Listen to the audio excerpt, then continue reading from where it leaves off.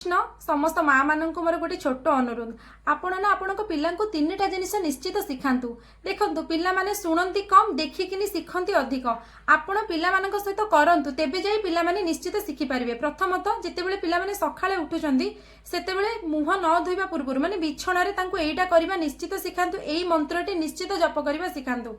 कौन करिवे?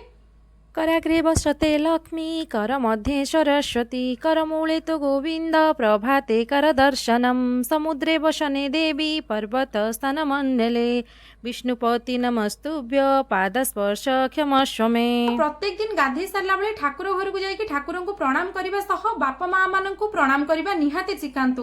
देखो छोट बेले जहाँ शिखई से पिला ना मुंडे थे बड़ हेले भी सेटा यूज करेंगे। आपड़ जदि कहे आम छोट बेले शिखेबानी बड़ हेले शिखेबे बड़ हेले किसी न था आज्ञा 10 वर्ष भितर पिला शिखा जाए। आप 10 वर्ष भितर ही पिला ये शिखातु।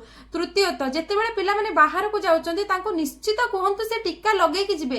पिला माने तो किछि जानती माँ मान मोर से विशेष अनुरोध आपण निजे पिला ना टीका लगातु तिलक लगातु।